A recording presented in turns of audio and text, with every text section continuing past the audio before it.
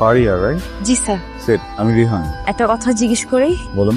মানে আপনি ঠিক কোন শর্ততে রাজি হলে আমাকে 10 লক্ষ টাকা দিবেন? মানে আমাকে কি কি করতে হবে একটু জানা থাকলে ভালো হতো। তার আগে বলুন আপনি টাকাটা দিয়ে কি করবেন? আমি একজন ক্যান্সার পেশেন্টের চিকিৎসা করাবো, উনি আমার মা। ফারিয়া, বেসিক্যালি আপনাকে আমি 1 বছরের জন্য বিয়ে করতে চাই, এগ্রিমেন্ট ম্যারেজ। এখানে এগ্রিমেন্টের পুরো ডিটেলস দেওয়া আছে যে আমি আপনাকে 1 বছরের জন্য বিয়ে করবো, ঠিক 1 বছর পরে আমি আপনাকে ডিভোর্স দিব। এই পুরো বিষয়টাই ফেক। বেসিক্যালি আমার ফ্যামিলি একটু প্রেশার আছে, আমার বিয়ে করতে হবে, আমি বিয়েটা করতে চাইনি। এই জন্য আমি নিজের মতো করে একটা বানানো বিয়ে করতে যেন ফ্যামিলি প্রেশার থেকে বাঁচা যায়।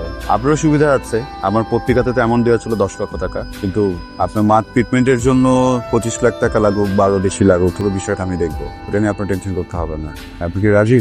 পারিয়া, দেখেন এই সম্পর্কের মাঝে আসলে সিরিয়াস কোনো কিছু থাকবে না, পুরো বিষয়টাই ফেক। জাস্ট ডকুমেন্ট শো করার জন্য বিয়েটা আসলেই করতে হবে, কিন্তু এগ্রিমেন্ট আছে 1 বছর পর আপনি ফ্রি। পারিয়া, আমার হাতে সময় একটু কম, যদি রাজি থাকেন তাহলে বলুন আপনি রাজি। আমি সরি, আমি আসলে পারবো না এই কাজটা করতে। বেশি খাত করতেছেন, আমি আর বাঁচবো না। তোমাকে বাঁচতে হবে, তুমি অনেক দিন অনেক বছর বাঁচবা। হ্যালো, আমি ফারিয়া বলছি, দেখা করতে চাই। স্যার, আমি আপনার এগ্রিমেন্টে সাইন করতে রাজি আছি, আজকেই করবো। আপনার মার এখন কি অবস্থা? ভালো না স্যার, দিন দিন অবস্থা খারাপের দিকে যাচ্ছে স্যার। ডক্টর বলেছে যত তাড়াতাড়ি সম্ভব ট্রিটমেন্টটা শুরু করতে হবে। ওই বিষয়টা আমি দেখছি। সরি, আমার গার্লফ্রেন্ডের নাম নীরা, ও দেশের বাইরে থাকে। বিশেষ একটা কারণে এই মুহূর্তে ও চাইলেও দেশে আসতে পারবে না। এদিকে আমার ফ্যামিলি আমাকে খুব প্রেশার দিচ্ছে আমি যেন বিয়ে করে ফেলি। আপনার সাথে এগ্রিমেন্টে বিয়েটা করছি এই জন্য যেন তাদেরকে একটু থামানো যায়। স্যার, একটা কথা জিজ্ঞেস করতাম যদি কিছু মনে না করেন। কি? আপনি আপনার বাবা মায়ের পছন্দ অনুযায়ী মেয়েকে বিয়ে করলেই তো হতো। আমি যদি আমার বাবা মার পছন্দের বিয়ে করে ফেলি সেটা তো আসল বিয়ে হয়ে যাবে। আমার গার্লফ্রেন্ড যখন দেশে ব্যাক করবে আমি আমার ওয়াইফকে কি বলবো? আমার গার্লফ্রেন্ড চলে আসছে, এখন আমাকে ছেড়ে দাও, আর ও আমার কথা মতো আমাকে ছেড়ে দিবে? দেখেন, এটাই তো প্ল্যান। কিছুদিন পরে আমরা তাদেরকে বুঝাবো যে এই বিয়েটা ওয়ার্ক করছে না, আমাদের ঝগড়া হচ্ছে, এটা ওয়ার্ক করবেও না, মিউচুয়ালি আমরা ডিভোর্স নিয়ে নিবো। বুঝতে পেরেছেন? গুড।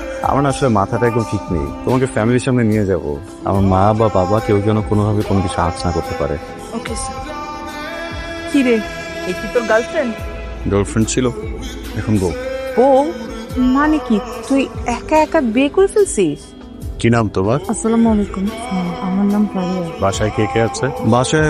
বাসায় কেউ নেই, ও এতিমখানায় বড় হয়েছে। তাই নাকি? আমি শুনেছি এতিমখানায় যারা টেক কেয়ার করে তারা খুব ভালো হয়। জি, আসলে ওনারা অনেক ভালোবেসেছেন মেয়েকে, কর্মের মতো। আর তুমি বসো না। আমার একটা কন্ডিশন আছে। কন্ডিশন কি? দেখো, তোমাদের প্রেশারে আমি এখন বিয়েটা তো করে ফেলেছি, তো ফারিয়া এখন স্টুডেন্ট, ওর গ্রাজুয়েশন শেষ হতে আর 1 বছর লাগবে। তার আগ পর্যন্ত আমরা বিয়ের ব্যাপারটা কোথাও অ্যানাউন্স করবো না। আচ্ছা, সেসব পরে দেখা যাবে।